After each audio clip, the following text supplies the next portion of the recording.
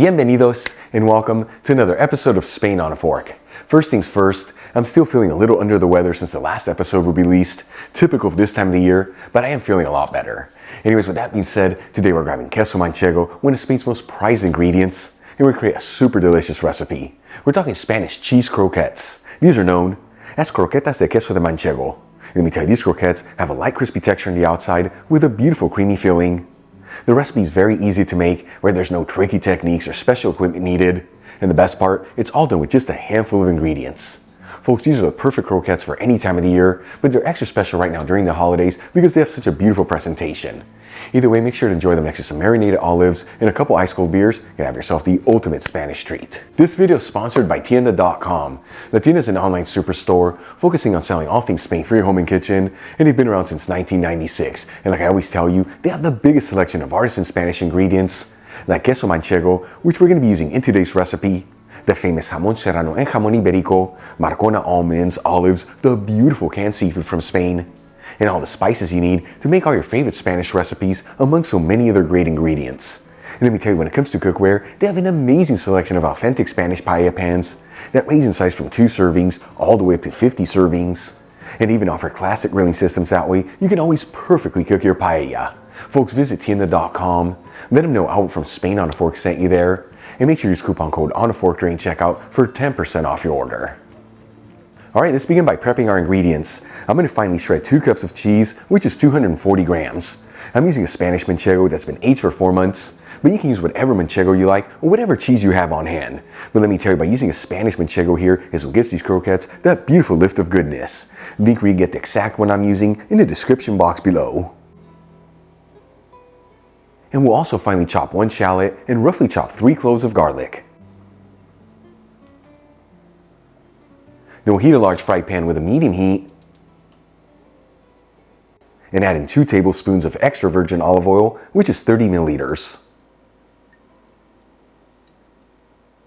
After a couple minutes, we'll add in the chopped shallot and garlic, and we'll mix the ingredients around continuously. That way they don't brown too quickly and it all evenly sautés.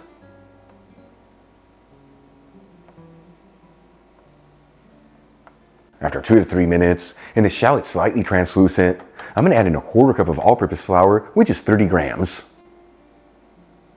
And we'll continue to mix this and go between 1 to 2 minutes on the flour. This is enough time to cook the raw flavor in it, that way it doesn't overpower the flavors of the sauce.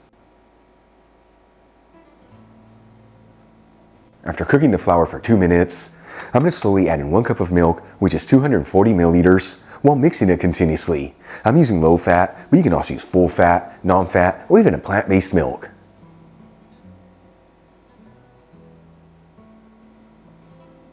Once all the milk has been added, and we've ended up with a thick paste, we'll turn off the heat, add in the shredded Manchego cheese, and season everything with sea salt and freshly cracked black pepper. And we'll give it a mix until it's well mixed together.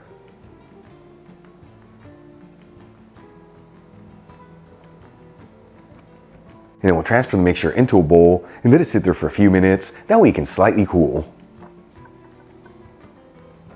Once the mixture has slightly cooled off, we'll cover it with saran wrap and add it into the freezer and let it sit there for 30 minutes, that way it can harden up. In the meantime, let's get the rest of the ingredients ready to put these croquettes together. I'm going to add in 1/2 cup of all-purpose flour into a bowl, which is 60 grams. Then we'll crack in 2 eggs into a separate bowl. Season the eggs with sea salt and freshly cracked black pepper. And whisk them together.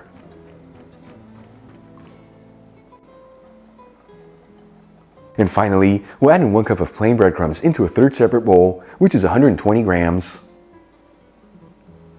And season with 1/2 teaspoon of dried rosemary, which is 1/2 gram, 1/2 teaspoon of dried thyme, which is 1/2 gram, and 1/2 teaspoon of dried parsley, which once again is 1/2 gram. And we'll mix the ingredients together. After leaving our mixture in the freezer for 30 minutes and it's hardened up, let's start assembling our croquettes. Now before we do that, let's start heating the oil. That way once we have them ready, we can cook them right up. I'm going to heat a fry pan with a medium heat. Important to use a medium heat here, nothing higher. Otherwise the croquettes are going to brown too quick on the outside and not end up with that beautiful creamy interior. And I'm going to add in 1 cup of sunflower oil, which is 240 milliliters. You can use other neutral oils here, such as grapeseed, peanut, or even canola oil. While the oil is heating, let's start assembling our croquettes. I'm going to grab a spoonful of the mixture and shape it into a traditional croquette, which is about the size of a large egg. And if you see that your mixture is too sticky to work with, you just dust your hands off with some flour.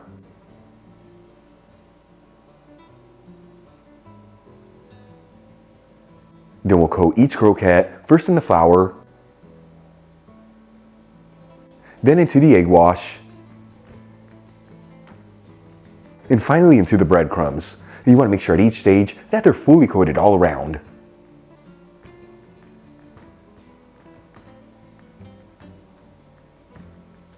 Once all the croquettes have been assembled, let's move back to the fry pan. Once that oil's nice and hot, we'll add them in there. You want to make sure they're on a single layer and evenly spaced out. And we're going to go for about 2 minutes per side here until those croquettes are golden fried all around.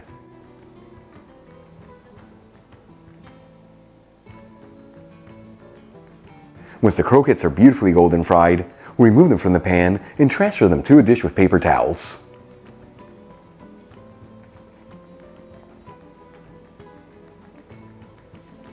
And as for the oil that's left over in the pan, just run it through a fine sieve and into a pitcher. This is going to clean up the oil, that way you can use it on future recipes. And check it out folks, our Spanish cheese croquettes are done. Easy to make, beautiful presentation, and truly the kind of food that's going to fill you with so much Spanish goodness. Let's give these a try and see how they turned out.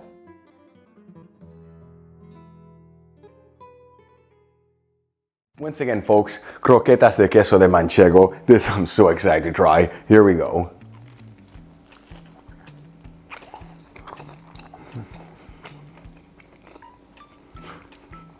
This is so unfair. Here, take one. That is absolutely amazing. You have that light crispy texture on the outside, the inside that beautiful creamy feeling with the Manchego cheese really shining through. And then the dried herbs that we add into the breadcrumbs, taking this to the next level. Give this a try at home, once again perfect for any time of the year. But extra special right now during the holidays because of that beautiful presentation. And always next to some marinated olives and a couple ice cold beers, more specifically a Spanish one, Estrella Damm, for the ultimate Spanish treat. Really quick before I go, a shout out to a couple of my patrons, Kelly Lorang, Ronald Kemp, and Stephen Riggs. And guys, thank you so much for being patrons of Spain on a Fork. You know how much I appreciate you. Enjoyed today's video, hit that like button, leave me a comment below, and if you're not subscribed, don't forget to smash that subscribe button and click on the bell icon. That way you can get notified every time I release new content and to become a part of the Spain on a Fork family. Till the next time, hasta luego.